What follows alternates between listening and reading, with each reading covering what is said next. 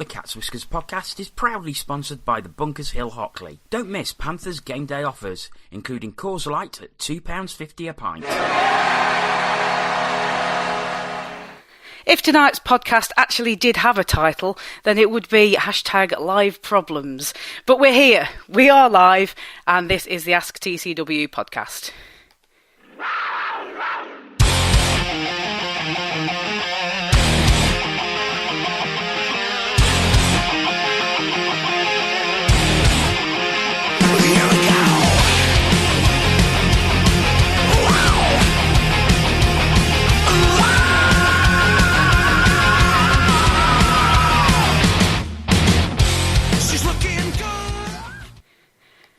Hello, good evening and welcome. It is the 17th of January 2018 and finally we are here to discuss the questions sent in by you guys, the people listening to us. So thank you very much first and foremost for sending those in. If you do want to make any comments on anything that we're talking about tonight, you can do so, and the best way to do that is to go to Twitter and go to the handle at Cat's Whiskers TV, use the hashtag AskTCW, and we'll have the best chance of finding you. And we'll read out as many comments as we can throughout the show. Joining me for the virtual melting pot tonight is Andy Haywood. Hello. And Paul Balm. Hello. Right, let's crack on, chaps. So, first couple of questions of a Panthers persuasion. Couple of these came from the Player of the Week comments, and they were phrased as questions, so I thought they were pretty decent shouts at sticking them in for tonight. So these are anonymous, so if you want to own up to them, you're more than welcome to, but also the Player of the Week is an anonymous vote, so we're quite happy to let you stay that way, but thank you for the question. So first of all, any thoughts on Panthers not bothering to contact David Ling when he was available? Seems he was quite prepared to up sticks and come to the UK after Christmas. Paul, kick us off. I don't know. Part of me says yes, bring him in. That is exactly the sort of thing we need. He can score goals, he can make passes and everything. But, the other part of me says it's better not going back. I don't know. Do we know that he's telling the truth? I can't say anymore, can I? Oops. I don't know. It's very easy as well to continually go back to the things we know. I mean, Stephen Schultz coming out of retirement. Spare us all. I really don't know. Would it be, a nice little cameo like a couple of seasons back? Yes. Is he what we wanted? Probably. So why didn't they go for him? I really don't know. Andy, anything to add on that? I'm not convinced it was obvious that he would have come back. I thought, because initially they posted the article about the initial article from, was it 2016, when he left and said that it was a hard decision, but his kids wanted him home, so he had to go home. And then they released this other article about him wanting to play hockey again. But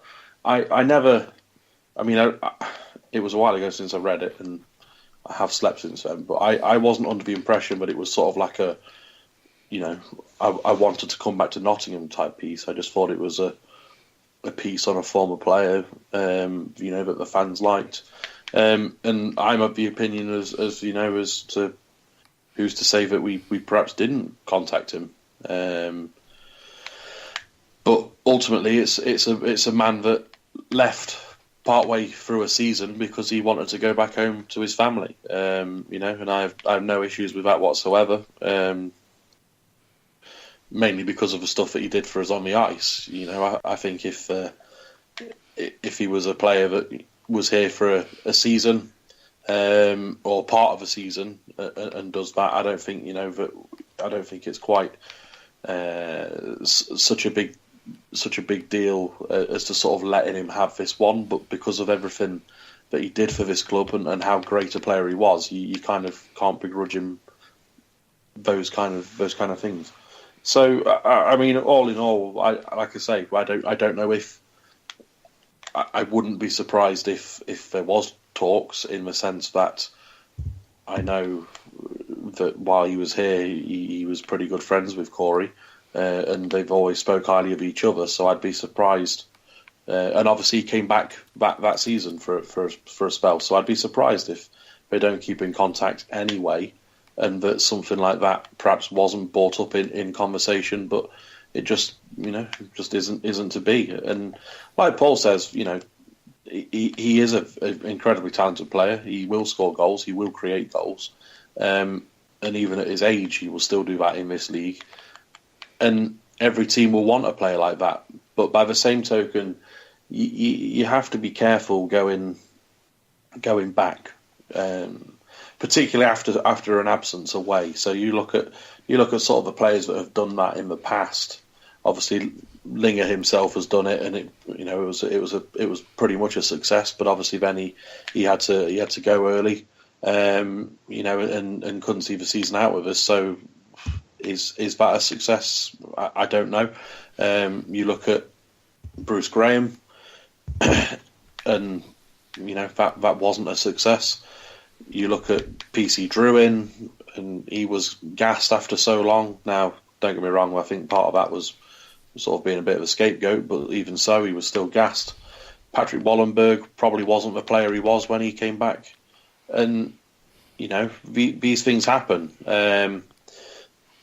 I do like the idea of these players, because they are, they were fans' favourites and they are exceptionally good. But by the same token, there also has to be, a look of, getting somebody new in. I think, although we know what we get with David Ling, I think you sort of have to be even more cautious with Linger because of his age, perhaps, as well. So, it's one of them things. Ultimately, it would be nice to see him back, but I don't think that he's particularly what we want, despite the fact that he's probably the type of player that we want. Yeah, and I mean, I just sort of wanting to throw my two penny within there. I mean, you're quite right that David Ling, whilst he was pretty good for us in his half season with us, there was a lot of emotion around him, wanting to go home to, because his kids missed him. So, it's all very well thinking that he might want to, up sticks and come over, but would it have actually worked? Would he have been able to stay the distance, or would it have been too much for his kids again? So, there's a risk involved in that, and like you say, he's not a spring chicken. I mean, I think he wants to play forever. Well, indeed, but in hockey terms, definitely not a spring chicken. So, I think there's a lot of risk, and I think the emotion surrounding players who were good for us in the past, it's easy to get very nostalgic and sort of gloss over all those players that you just sort of reeled off, Andy. They come back and they're not quite as good as you remember, or they don't work as well with the team that you have now. So I think there's an awful lot to consider. But thank you very much for that question, and apologies if you didn't want me to hijack it and stick it into AskTCW. And any questions that are submitted are in danger of that. But and if you do want to submit a question anonymously, please feel free to carry on doing so through the Player of the Week comments. So we'll move on to the next one. Another Player of the Week comments question that again I've hijacked. This one it pertains to another podcast. Before I sort of ask it, anybody who's not aware, former Panther Sam Oakford and former Panthers player Dan Green, who's now sort of with the backroom staff, they are doing a podcast together. I think they had a bit of a break over the Christmas period, but they came back with some punch, and they've caused a bit of a stir, really. I haven't personally listened to it, so it's one of those things that I would say for anybody who hasn't listened to it, you probably should before you pass any comment. So I'm going to sort of sit out on this question. I'm hoping that one of you guys have at least heard enough about it to answer this question. So the question was, I presume you have all, or at least one of you have heard the podcast by Dan and Sam. I personally think that they show a lack of respect for our fans throughout. What are your views on the opinions expressed? Guys, I'll throw that one open to either of you, because as I say, I don't know if either of you have listened to the aforementioned podcast. Yes, I have. Okay, fire away then. Yeah, I kind of think we do. Don't get me wrong. I don't think it's as bad as a lot of people are making out. Do I disagree with what was said? Yes, I think on the grand scheme of things. But each of their own. It's their podcast at the end of the day. I've seen an awful lot of criticism thrown at them on the back of it, and that's to be expected in the sense that they have very strongly put their opinions across, and they've obviously released a statement in sort of apologising to any offence calls and sort of throwing Sam Oakford under the bus a little bit in the sense that they've basically said everything that was said was all Sam and Dan Green didn't have anything to do with it, but that's probably safeguarding the fact that Dan Green is still involved with the Panthers and Sam Oakford, as far as I'm aware, isn't really involved in hockey now that he's got his career outside of the sport other than this podcast. So it's tough. We all have opinions on everything. We all have opinions on podcasts. We see our fair share of reactions and comments regarding what we do, and they're always going to be in the limelight more than anybody else is because they're ex-professionals and they're ex-players, and they get an awful, you'd like to think, a lot better content opportunities than a fan-based one would because of who they are. And I think what was said in some aspects, everyone probably has a similar feeling at times where they'll see certain things on social media or on forums, and that's not necessarily the people that are having a go at the team. It's a lot of the time it's the other way round as well, where it's everything isn't rosy, but for some people it is incredibly rosy, and they let it be known that everything's great because player A has given me a puck before the game, so therefore it doesn't matter what he did on the ice that night because he's my new favourite player. There's both sides. It's not just for people that are saying the club is in free fall. It's we're not good enough. We're terrible, or this player in or this player out, and stuff like that. And I think some of the comments they make regarding you've not played the game, therefore you don't know what you're talking about, whether that was what they intended or not, that's certainly the way it came across.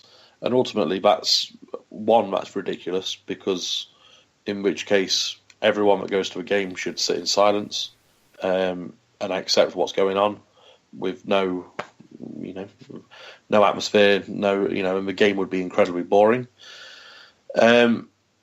Two, you would also then find that no one would turn up and watch it because they weren't allowed to express any opinion. And all of a sudden then the players that are making these comments don't have a job because they don't have a team to play for. So some of the comments were over the top, and some of them were I thought wrong, but I certainly don't think it was perhaps as bad as it's being made out by a lot of people. I can understand people's perhaps concerns about someone like Dan Green being involved, in the sense of he's involved in the club, but then by the same token, if these fans are able to call out players publicly in public domains, then why shouldn't the players have a voice to fight back almost sometimes, and that might be through Dan Green and Sam Oakford, we don't know. So it's tough because, like I say, I disagree with what's been said because ultimately, I haven't played the game, but I would like to have an opinion. And ultimately, the age-old argument of you pay your money, you have a right, also applies. So, but by the same token, I do think that some of the reaction regarding what was said has been blown way out of proportion. Yeah, and I mean, I suppose before we sort of move on to the next question, because myself and Paul, I believe you've not heard it either, but I think we've been seeing in our respective social media timelines the various reactions that have come from all of this, and it has been sort of been quite a strong reaction from some parts, hasn't it? It has. I mean, I hadn't really got anything to add to what Andy's just said, except one thing. And I mean, a lot of the problem was, I think, around some of the language that was used. What they were calling the fans. They say satirical. As I say, I've not heard it, so I can't comment it. But then you'd got people coming back and calling them idiots, which, to my mind at least, does sort of rather prove their point. But it's like we always say: you stick your head above the parapet, you are going to get people firing arrows at you. That's the way the way it is with something like this. Yeah, and I suppose with us doing what we're doing, we can sympathise with that to a certain extent. I mean, me personally, I've said things on podcasts and periscopes that I've later on thought, oh, what did I do that for? Or, things that I have said on the podcast that people have vehemently disagreed with me. And I've said, well, that's fine, you can disagree with me, but I disagree with you. And that my opinion's not going to change just because you have a different opinion to me. That's the beauty of things like this. It's opinions. So, yes, thank you very much for that question. Again, that was a Player of the Week comment question that I stole for tonight. One that sort of fits a little bit. We'll jump around a little bit on the list of questions. This one comes from Facebook from David Moy, and he is a Storm fan. Is becoming a regular contributor now. I think I want to say you sent us a question last week as well, David. So thank you very much for sticking with us. That's very kind of you. David asks, why do many UK hockey fans get so upset if their players do not come over and wave to them, / acknowledge them at the end of a game, particularly away from home? It is pro sport. I prefer that it hurts my team after a bad loss, especially 2 in 2 days. Example, your recent Belfast trip. I have no problem with the players leaving the ice quickly and without ceremony if that's what they want to do. An MVP, to my mind, is a strange concept in team sport. I do not travel away to see my team lose and then be all happy because they skated past me and raised a stick. Do they do this in other leagues, or is it a UK tradition? The other night, Tina said she was already having a vodka at the bar. That's more like it. So, well, I mean, just to sort of respond to the last sentence there. I was in the bar because I was just disgusted at the display I had just seen on the ice. So I had absolutely no desire to know who our man of the match was. It didn't bother me one little bit.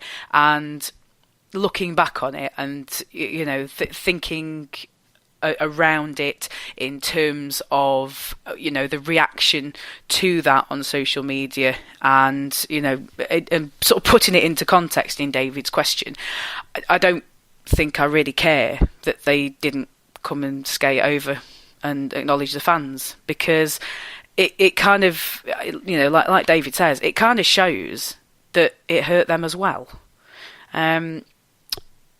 Yeah, chaps, I'll let you fight for coming in on that one first, then. I completely agree with it.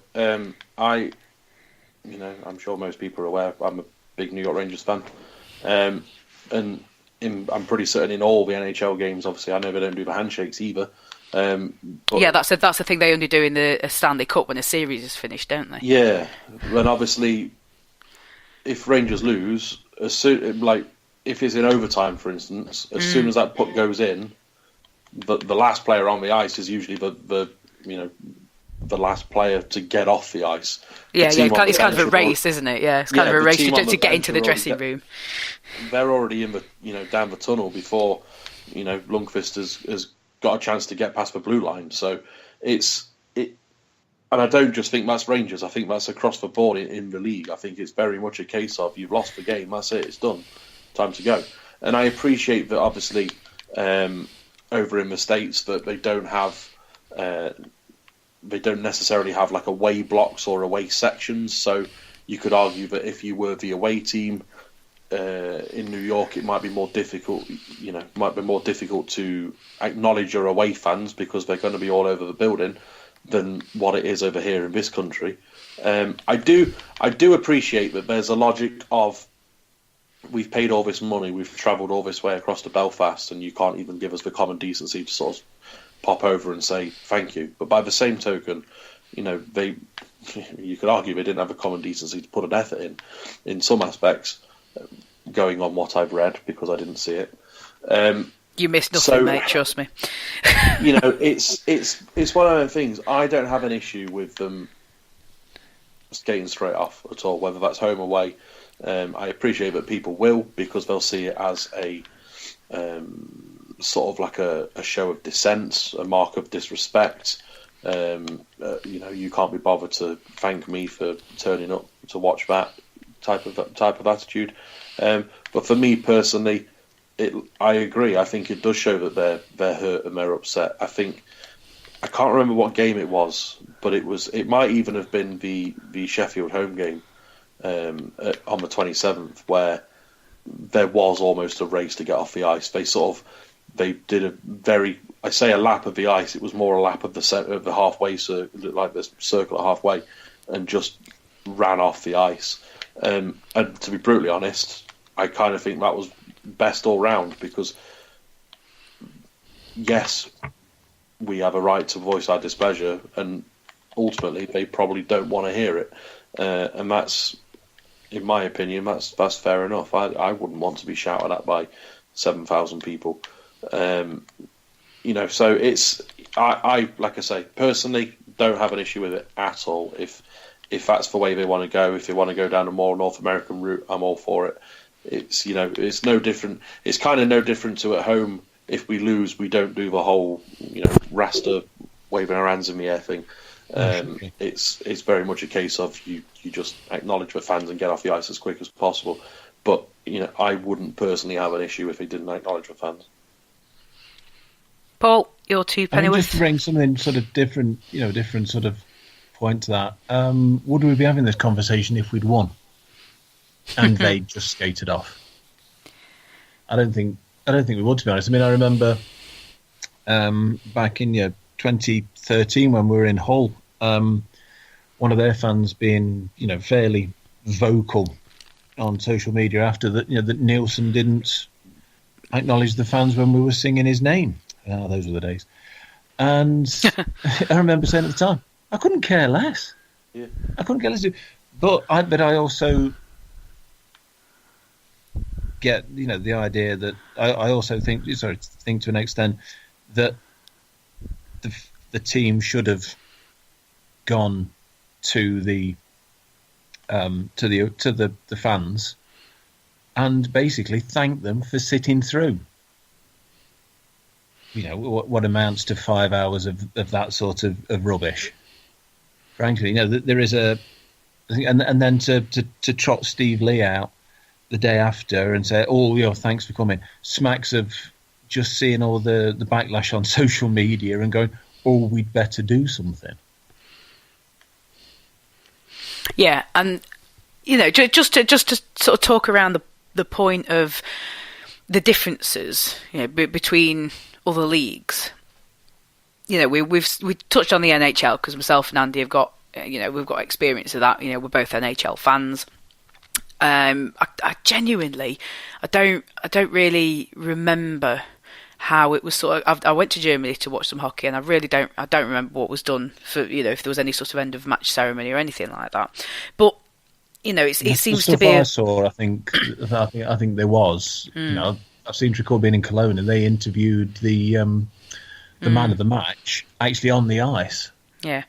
At the end of the game. Yeah, but it does seem to be a very British thing where we do handshakes after each game. And, you know, we do the man of the match ceremonies and what have you, because, you know, just as an addition to, you know, what Andy was explaining about the NHL, they have their 3 stars of the night, and, you know, it's like obviously performance based on the night.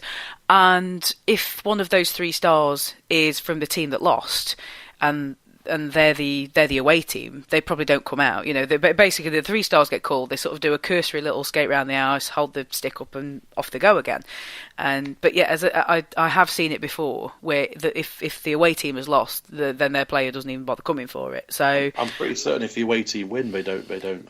I was under the impression that the away team don't go on the ice at all. Even if they win, as soon as it's done, they're off, and that's it. Yeah, I mean, to be honest, once the final buzzer's gone, I've normally switched my stream off by then. So I'm not really watching. If I'm that bothered about seeing who the 3 stars are, I can have a look on the NHL app. So, yeah. But yeah, it does seem to be quite a British thing, doing the handshakes and the ceremonies and all that sort of thing. And then, like, for some clubs, you've got the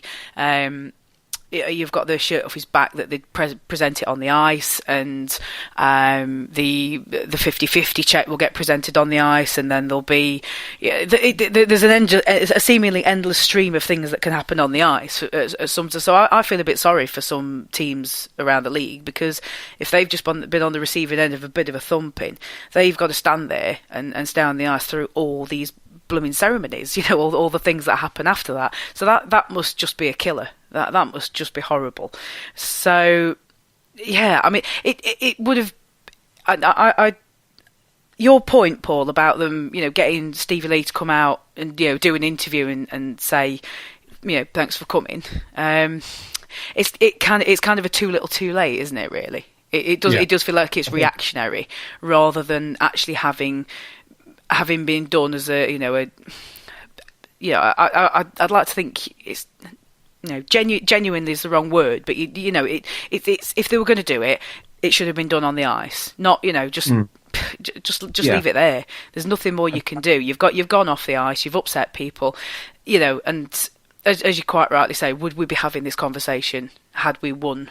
Won those games? I don't know. And you know, that's maybe that's a point for discussion. You know, if anybody wants to put their 2 pennyworth in, that's listening to us at the moment, about how differently it would have been perceived had those losses in Belfast, or even one of those losses in Belfast, been a win for the Panthers. Would it have mattered? The final thing, just to very quickly throw on it as well, is the Saturday night game where obviously we lost with 22 seconds, was it? That's going to be more raw than if they were humped 7-0. Yeah. So I'm kind of glad that they took that response, because, you know, granted it doesn't change the result or anything like that, but it does show that they were royally knocked off. Yeah, it does show a little bit of a, we really don't want to be here. It's this, you know, it sucks, it hurts. We want out of this place as quick as possible. So, you know, there is that to consider. Thank you very much, David, for your question. Please continue to keep contributing. We have got contributors from varying fan bases tonight, so thank you very much again for sending in a question. We'll pop back up the list a little. We'll go with Richard Bradley on Twitter, and he says, is there a case to be made for sticking with a larger group of players every new season? Does it build stability, or is hockey not like that? The Devils seem to be a good advert for it. Paul, kick us off. I'm not entirely sure what he means here, so I'll answer both questions. Are we talking about getting a large number of players to return? Yeah, I think it's returnees. You know, because Cardiff managed to retain a fair amount of their import players. I mean, obviously the Brits, you know, Brits tend to stick around anyway. Yeah. But so, you know, we could I think we can safely assume this is sort of an import based question. But yeah, I think what Richard's talking about is the core of Cardiff's imports from last season did seem to come back. It depends. It depends whether they're any good or not. I mean, yeah, Cardiff won the league last year, so they're going to want to bring a number of players back. We were rubbish last year, so we didn't. There's no point in retaining a lot of them. We probably retained more than I thought we were going to from last year, but... well, I think at least two of them were on uni deals, so that was kind of a done deal. That doesn't... In a way, that doesn't help, does it? But, I mean, I think so, yes. Because you know what you're getting. They know what they're getting. You've got the same coaching, and they know what the organisation's like. So they're used to it. Everybody's used to each other. It means you can gel quicker. And yeah, so yes, stability is. You look at all the teams that have done well. I mean, look at the days when Coventry were winning the league. They were retaining players after players, and the way Belfast, although they seem to get a lot that sort of seem to get old together, but so that they had a period of transition and they've come back strong again. But so yes, essentially. Andy? Yeah, I completely agree. I think it depends on the players. I think like Paul mentions, they've got to be good. And worth sort of retaining. You think back to I'm trying to think what year it would be now, but the year after like Bombach and Kolnick left, we kept an awful lot of those players. So we kept Schultz, we kept Dimon, we kept War, we kept Lawrence, and I admittedly via Coventry and Sheffield, but we bought him back, and it wasn't fun. It wasn't very good. So it's a balance. You need. I think every season you need new players because you should be looking to improve at all aspects. And I think that's what Coventry have done. I think that's what Cardiff have done this season. I think the players that they've brought in have been players that are worth bringing in. There's not a player that they have bought in where you've sort of thought, you know what, probably wouldn't have gone with him. I don't see what the fuss is with this guy, because they are very good players. So I do think that you need fresh blood, but I do think if you have a good team that you should stick with it. However, is sort of possible and plausible. There's going to be players that want to go elsewhere. There's going to be, particularly if you are successful, there's a fair chance that they're all going to want a pay rise, and maybe you can't increase your budget, so you're going to have to make changes to get enough players on the ice, because you can't physically afford to keep hold of the players you've got. So there will always be changes, but I do think if you are a successful team, your outlook should be trying to retain as many of the players as you can. And I think ultimately that was one of the issues we had the year we won the league, was that there were so many players in so many different stages of their careers that, they didn't carry on. Off the top of my head, you can think of Fox, Gallivan and Graham technically retired after that season. I know Graham came back, but the year after he won the league, by all accounts, he was working in like America's version of B&Q for whatever reason, and before he got signed for his local team, which I think was Allen Americans, perhaps. It was, yes, well remembered. And then obviously he came back to us the year after. So as far as I'm aware, Gallivan didn't play again. Jordan Fox didn't play again. No. Jordan Fox went to a new team and I think they only lasted for a season. I think they sort of imploded, called the St. Charles Chill, if I remember correctly. Oh, okay. Oh, fair enough then. But yeah, I think they practically existed for that one season and then just disappeared off the face of the planet. I could be wrong. Because obviously the issue we had that year was that we had a very, very good team, and bar Kowalski, Matt Francis,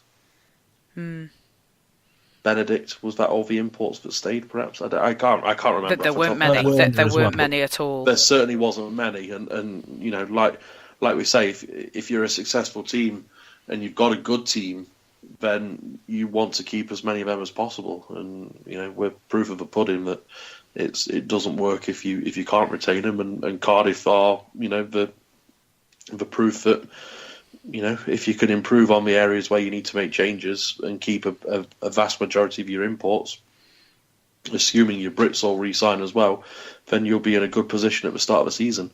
And I think using Cardiff as an example, going back to even as far back to pre-season, when we played them in pre-season, you could tell that they were a team that, although had only just stepped up into the country, that knew each other, compared to our team that was very much a case of people not knowing who each other were, learning, everything about the sport over here.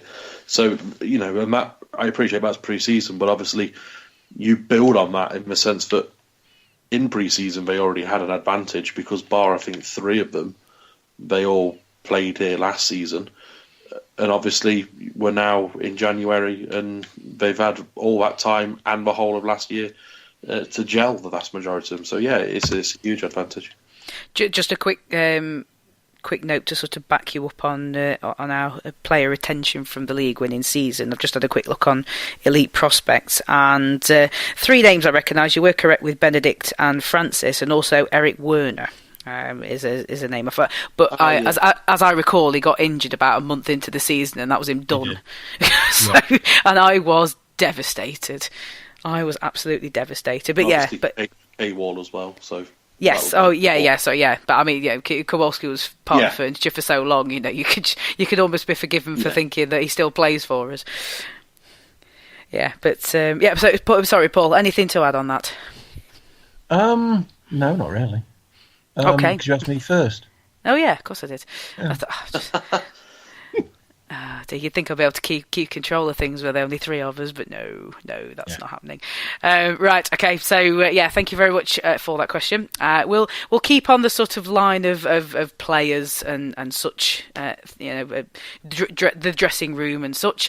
And this question has come from Richard Martin on Twitter, and he says a lot is being made of the great feeling the team have, in inverted commas, in the room, and I sense this is true. Could this though be part of the reason for the current lacklustre performances, close teammates and coach being over polite towards others' shortcomings? Now, one thing I would pick out from that is I don't think the coach is particularly prone to being over polite towards the shortcomings. I think that if something is not very good, then behind closed doors, Corey Nielsen is blooming well going to say something.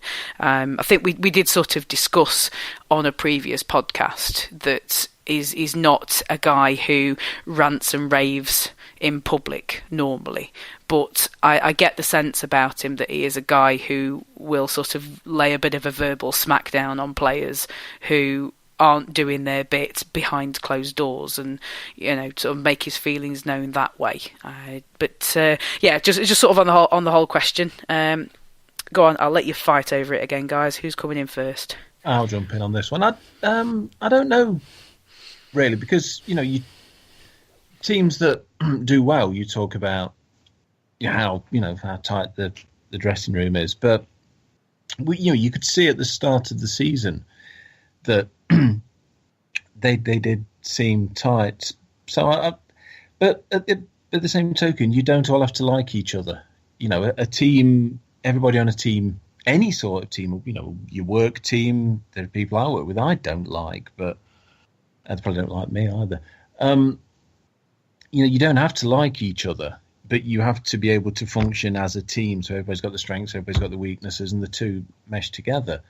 So there might be a certain amount of that. We've seen in Panthers teams before where there's been a should we say a drinking culture. It came on, you get those Facebook reminders of things you said years ago that you probably regret now. Where I was on about marketing, I got drunk with Jade in Belfast T-shirts. Wow. Yeah. There's not enough material in the world to cover the amount of people that could claim that. Yeah, but didn't we win one of those games that weekend? Yeah. Yeah, think on. Well, not the one he got benched for, no. Still won one of them. Still won one of them. Yeah, it was a better success than the weekend I've just come back from. Yeah, so they are, yeah. So they'll be available in all good shops soon. So I don't know. I don't think it's that, but it's more likely to be some sort of breakdown in the dressing room that's caused it, I think, than sort of all being too close. Andy? Yeah, I agree. One of the things I do also think as well, just sort of looking at the question, is obviously it mentions, you know, close teammate stroke coach being polite towards his shortcomings. What I will say is that, you know, Corey is very much someone who doesn't like being in public, you know, basically, and I don't think he's sort of hidden away from that fact. But it's no, you know, you look at things like these meet the player nights and stuff like that. He turns up because he has to, but you know, as soon as it sort of starts, that's time to go.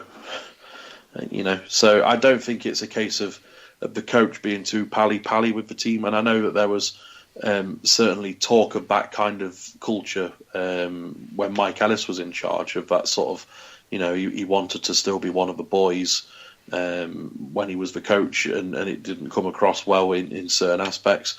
But I don't think Corey has ever really had that issue, because I don't think it's something that he buys into. I don't think it's something that he particularly enjoys, you know. And I think from personal experience, when I went across to Morzine for pre-season in Mike Ellis's second year, I think it was, when PC came back, and you know, it was pre-season, but then the sort of the nights, invariably Corey went back to his room, you know, a hell of a lot earlier than everybody else did, because he just, you know, he wasn't overly interested in that kind of culture, and I think that's quite a good trait to have as a coach. And like I say, I know there was rumblings and sort of rumours and talk around, you know, Mike Ellis wanting to be one of the boys and stuff, and that doesn't necessarily mean that the coaches have to dislike players or have to be particularly hard on players and stuff. You know, I don't think that, you know, after they've won something, or after they've been together for a year and they have a big, you know, leaving party celebration sort of thing, I'm sure they're all as sociable as you could possibly be. But I think across all the teams in the league, you know, I can't imagine that, you know, Tomo goes out drinking with the, you know, the Steelers players. You know, I imagine that he probably stays with Jerry Anderson and Simsy, rather than sort of. It's kind of like when you go some. That choice. Well, you know, it's kind of like when you go somewhere with, like, your parents, perhaps, and you sort of think, you know, they you know, when I was a teenager and you went on holiday with your parents, if you wanted to go out with your mates and that, your parents wouldn't come with you. They would still also want to go out, but they would go somewhere else or somewhere quieter, because, you know, they didn't want to sort of cramp your style, and by the same token, they didn't really want to get involved in any of this, you know, the other stuff, like this, the silly sort of side of it. So I think it's kind of like that. They have to have an authority, and I think trying to be one of the boys means that we don't have that kind of authority. So, you know, I don't think we have that issue in the Panthers team in that sense. That being said, obviously we've seen in the past, you know, the like Paul's mentioned, the drinking culture that we've sort of been exposed to in some seasons. And, you know, yes, the players will drink, and that's not a problem or an issue, but when it's most nights and the vast majority of them, you know, then it does become an issue. So I don't think we have that this year. I think there are more deep-rooted issues as to what the failings were or are, if, you know, at this current stage. Okay, so we'll press on to the last few questions here then. We'll pop this one in from Ross Morris, who got in touch via email. And Ross says, if you could bring one ex-Panther in to improve this team, who would it be? Based on how they were then, not now, obviously. And he's very demanding, is Ross. He says, no repetitions. I want different answers from all of you. So, Paul, you go first. I wouldn't be allowed to live in this house if I didn't say Beauregard. Yeah, I think you're at least one of your sons would want you evicted. Yeah. With an honourable mention to poor lady for his mother. This team needs goals, and if Beauregard will get you anything, it'll be goals. We've got other players on the ice who can do the work, can do the graft. People like Lindhagen or Brown, although I think Beauregard has struggled to keep up with either of those. But we need somebody who can put the puck into the net. Okay. Andy? Lee Jimman. Isn't he re-signing for us anyway? Well, yeah. He's can I actually just get some clarification on this, because I don't understand this joke. Every year, when the signing rumours floating around, somebody says Lee Jimman, and I don't know why. What is that all about? Basically, every year it was a case of that he was always going to come back. This is the year that Jimman's going to come back. And I believe that at one point as well, he said that he wanted to retire his final season to be in Nottingham. Therefore, every season that he got older, it was like, this is the one. This is the year he's coming back. But, lo and behold... Okay, I get it now. It didn't happen. Go on, give us the why. In the Elite League, obviously he had 2 seasons in the ISL and was superb. He then went to Timrå, I think it was, and came back after half a season to play in the first year of the Elite League, and he played 36 games and got 25 goals and 41 assists, for 66 points, which if you average that out over a course of this 71 game season, and as the question states, as they were then, he'd be looking at 49 goals and 130 points. So I think he ticks the boxes of what we're looking for at the moment. Yeah, and just to add to that, my 2 penny with my name in the hat is Captain Fantastic Jordan Fox. I mean, the thing that I think will spring to mind for most people when they think of Jordan Fox is that goal where he went through the entire Steelers team and left the goalie looking for his shorts a week later, and and that was when he was playing on defence.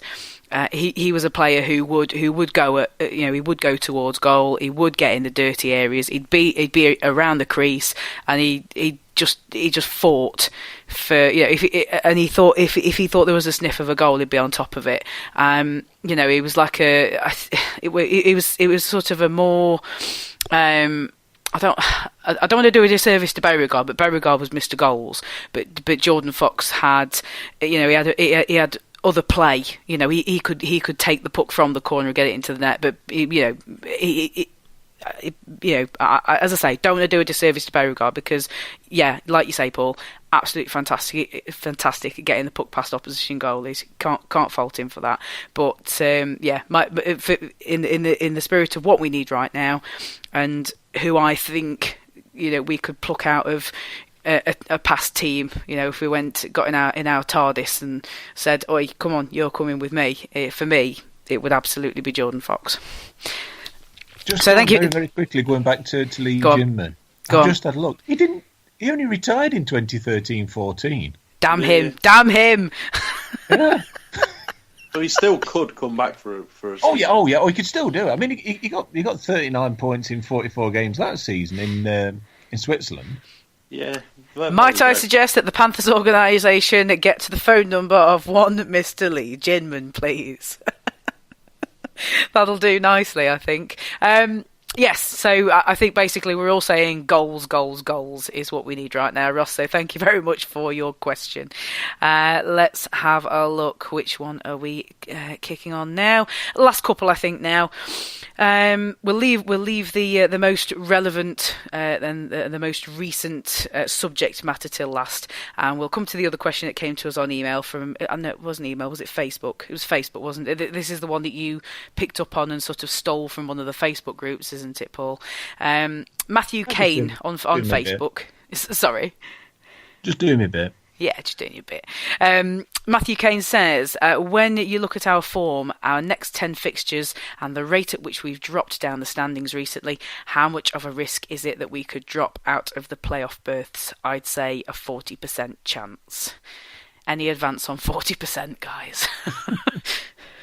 I'm not sure, because I'm not sure how far we are out of 9th place. Well, we have got a little bit of breathing space because I think Braehead and Coventry are in a bit of a dogfight for eighth place at the moment, and there is sort of about, last time I looked, I think it was about an 8-point gap. So they've got a bit of catching up to do, but as long as they don't take points off each other, then they're gonna start to catch us up.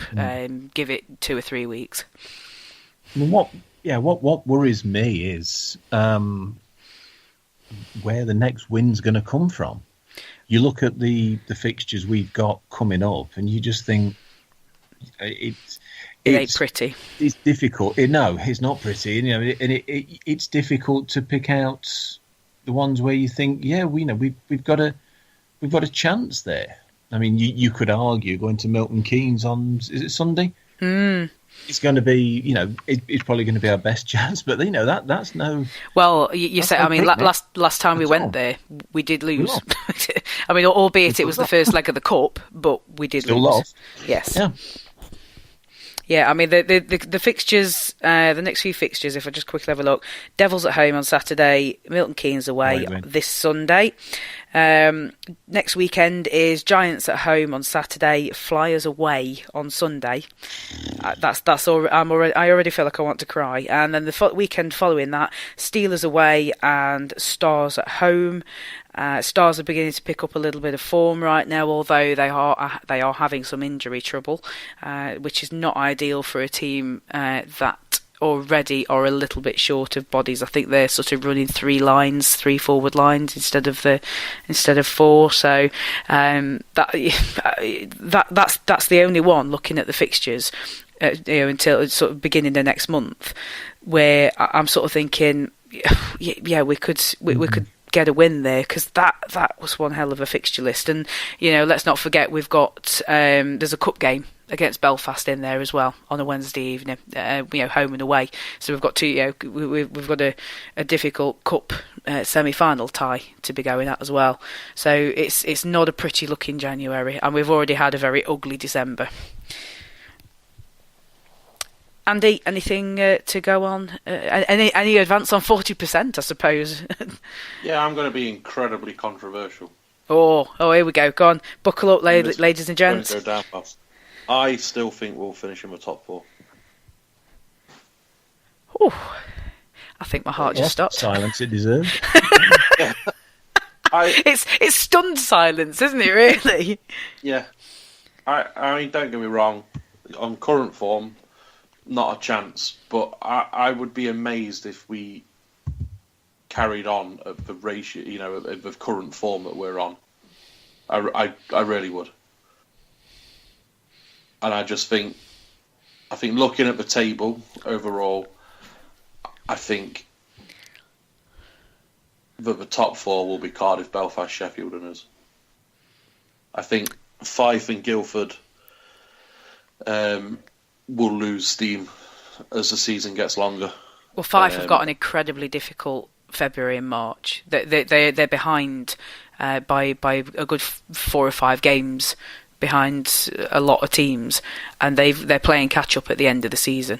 Yeah, I just think that we'll catch up somewhat, but certainly not anywhere close enough to sort of challenge for top 2 spots, probably even top 3 spots. But I just think that we will do what we usually do and scrape 4th place.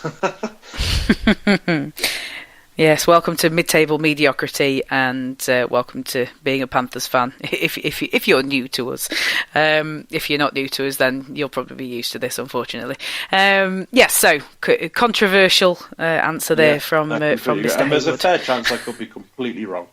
I'm not gonna throw my neck out and say that it's a guarantee and that we're definitely going to finish top, because there's a fair chance that we won't. But like I say, I just think at the moment, things aren't going great, but I can't see that we're going to carry on the remainder of the season going on at, like, what's our form at the moment, like the last 12 points in the last 15.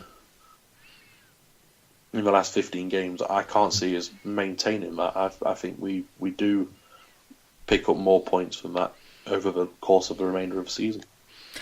Well, I think there's a lot of us that dearly hope that you are correct, Andy.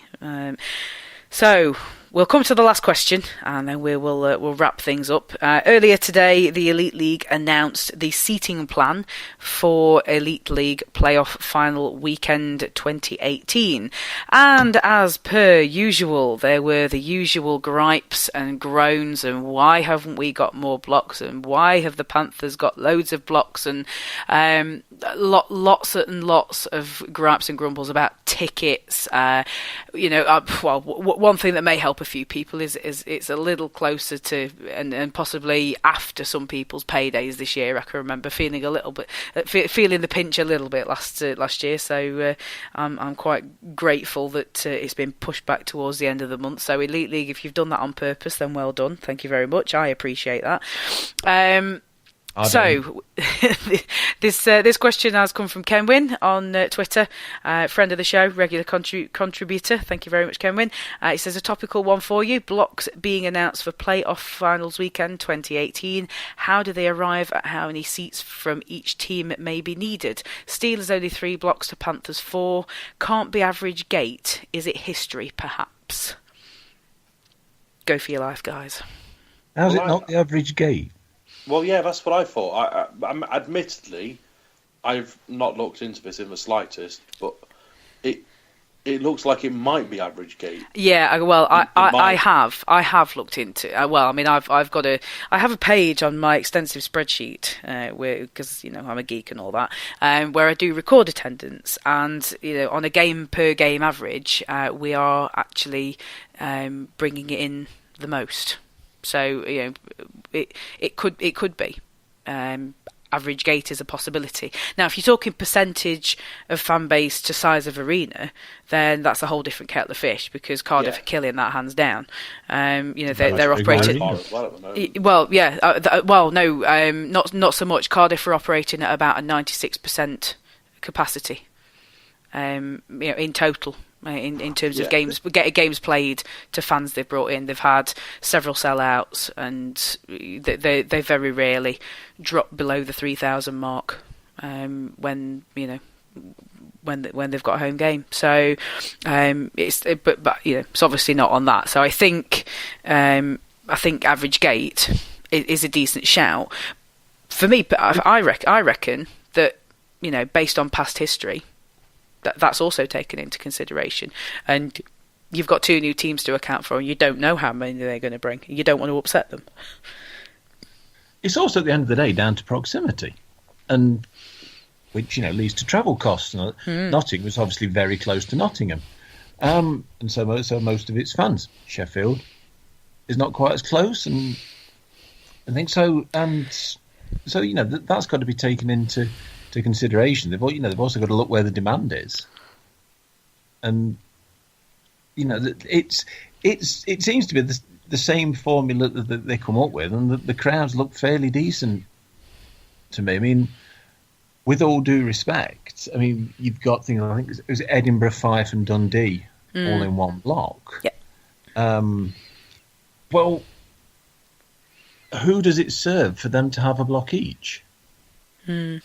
Not the NIC, because not the Elite League, because what you'd end up with is I think a dilution of the atmosphere. Because rather than you're having those 4 blocks of Panthers fans, if you then had to say, it's 2 blocks and you can have all these bits here and here, then you're not keeping those together. and that then means that the atmosphere goes. Yeah, I mean, the only thing I think that I would, the only thing I think I've sort of questioned myself in my head about the seating arrangements at the NIC is perhaps that clumped up Scottish block. I haven't got a problem with Edinburgh and Dundee because they don't get a lot of fans to home games, so I can't see reams and reams of them travelling down for playoff final weekend. And I mean, think about Edinburgh for a minute. Unless the Edinburgh fans are coming down for the atmosphere of playoff final weekend, what the hell are they coming down for? Because they're not even in double figures for points. There's no way in hell they're making it to playoff final weekend. So they are definitely going to be coming down for atmosphere and for a weekend away. They're coming for a jolly and to watch a bit of hockey. It may be. So, Edinburgh, fine. Dundee, they've actually got a similar attendance rate. Maybe it's improved a little bit over the last few games, but they've got a similar attendance rate to the Caps. They're not far off it. And just as a side note, absolutely kills me when I'm recording the attendance for Dundee because their arena could hold so much more, and there's just potential being lost there. But anyway, that's a rant for another day. Fife, I would maybe question the wisdom of including them in a big block with two other teams, because although they may sort of drop down the standings once the rate of games starts picking up, they may not retain their place in the top 3, top 4, but at the moment, at this time when playoff tickets are about to go on sale, I think they would fancy their chances. I think that a lot of their fans are thinking, hey, we could actually see our team be there. So there may very well be a bit of a rush on Flyers tickets, on Flyers fans wanting tickets. But that for me personally, that was the only grumble. Well, no, it wasn't even a grumble because it's not even about my team. Sort of think as I was saying that. I did actually think that as I was saying that about the group, that block, that the Five are the ones that sort of stand out of those three. But yeah, I mean they've kept 2 blocks back. I think so. It's 3. I think it's 3 that they've kept back actually. Yeah. So obviously there's the spare capacity there. You could argue that they could move them into there. That they should have been moved into there anyway. But look, you're never going to get it right for everybody. No, I think is the main thing to take away from this, and there's always going to be somebody who moans. Usually us. Let's face it, we like moaning on here, so absolutely. I don't mean well, in general. I mean, speak. Feel like a good moan. Well, I'm back. Everything's gone belly up, so I'm back to moan. That's how it works. Well, that's fair enough. We'll give you a platform. Lest we forget, while we're talking about elite league hockey fans moaning, lest we forget the temporary block that was set up at the stage end that just had a ridiculous amount of complaints. I don't know if they're going to attempt to set that up again this year, but I think they need to do better if they're going to. I had completely forgotten about that. I didn't. Forgot that existed, which says something about my playoff weekend last year, I suppose. Oh yeah, your playoff weekend was hilarious, Paul. I can promise you that.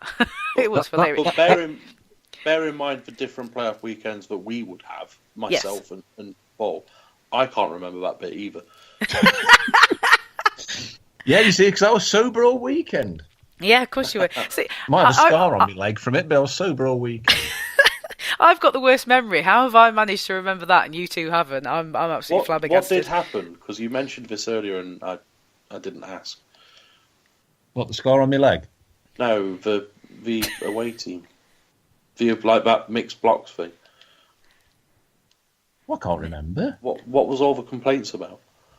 I think the visibility was terrible. I think because it was behind the plexi, and the plexi was pretty banged up, and you couldn't see through it very well. I think the viewpoint, the level that they were to the ice, it just didn't make for a good view. They were level. There was no rake to it, was there? No, not at all. It was basically at ground level. Right. Yeah. crazy. It was sort of like being. It was like sort of like being on the front row at Hull. I think that's the best. That's the best I can do to compare it. I think it just wasn't very good. But yeah, Andy, playoff final weekend seating and tickets. You know, any complaints? Do you think from you? No, not at all. Okay. We'll get literally, like we say, we've already had the day's announcement complaints that always happen. As Panthers fans, we'll get the usual complaints when people decide that they're going to queue up, and other people don't want to queue up, but then they want the right to have the things that the people that are queuing up get. You know, we'll hear all that in however many days it is when they actually go on sale. It's, you know, like Paul says, you can't please everyone with whatever they try and do. And ultimately, what they've done, in my eyes, is based on previous knowledge. Because they must figure into these decisions previous knowledge of past weekends. You know, there's not... You know, it's not like they've done it just on average gate this season, knowing that, you know, Dundee and Edinburgh brought 2,000 fans down each last season. It's, you know, there will be prior knowledge on past weekends that goes into these decision making, and ultimately, with that in mind, I don't have an issue. I think there's, like I say, I think they look at gates, they look at how many people are actually going to be willing to travel from each thing. So, you know, like you say, you talk about Cardiff having like 96% attendance figures for their games over the course of the season. That's incredible, and I don't doubt that they will bring a lot of fans, because they usually do. But would they bring 3,500 fans? I'm not convinced they would, because of the travelling and because of the accommodation and because of everything else that goes on top of it. That being said, you know, I would be surprised if one of those blocks, if they sold out both of the Cardiff blocks when they go on sale. I would be surprised if one of the other blocks isn't a Cardiff block, or whether they look to rejig it slightly. I think ultimately the tickets will go on sale. They'll have a good feel as to how many tickets they're going to have left after they've gone on sale for that first bit, and then they'll make a decision on those final three blocks. You know, I also think it's no surprise that the blocks that sort of surround some of the I've got to be careful what I say here, some of the more established teams in the playoffs, shall we say. I think it's no surprise that they're sort of smattered amongst teams that perhaps aren't always there. So yes, Braehead bring a lot of fans down, but they've got Belfast on one side and Sheffield on the other. You know, looking at the playoff seedings, the chances of Sheffield, Belfast, Cardiff and Nottingham being all there is incredibly... Well, it's not going to happen. You know, there's going to be one team out of that lot at least that doesn't make it. So, you know, like I say, there's going to be plenty of space for the people that really want to be there to be there. Ultimately, I don't think there's ever been a proper, you know, massive proper sellout in the first month of the ticket sales going. So if you want to be there, you can go. Ultimately, you know, so I don't have an issue. And the other thing regarding the, you know, the fact that Sheffield and ourselves are on sale before everyone else's, you know, I think that's down to numbers. I think it eases the burden, and ultimately, if we've got set blocks, it doesn't technically matter when anyone sells them, does it? I mean, I might be wrong there, but it wouldn't necessarily matter if Panthers didn't put their tickets on sale until March, for instance, because they wouldn't sell tickets in the blocks that they've got until they were on sale to that fan base. So I don't think that other teams fans should be worried that they're going to miss out because Panthers and Sheffield get an extra week to buy their tickets or whatever it is. I just think it's down to administrative burden and potential phone lines or just trying to minimise the rush. I'm sure there will be some rush.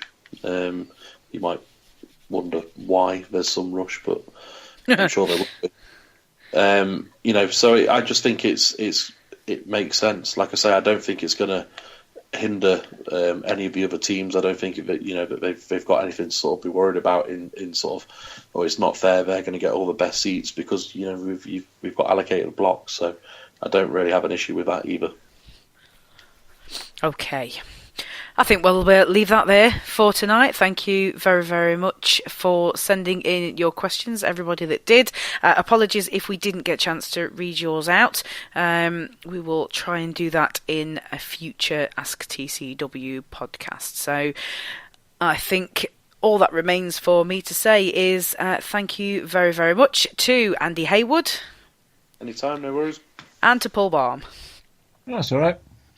I've been Tina Taylor. I will hopefully continue to be Tina Taylor, and you've been listening to the AskTCW podcast. We'll be back on Monday with the review of this coming weekend, 8:45 as normal, and I believe hopefully, we'll be... hopefully, yeah. I would like to say, as I shouldn't have said that really, should I? As normal. Hopefully, barring any technical problems on my part, of which there appear to be many just lately. Just keep a lookout. We'll keep you informed. Ta-da!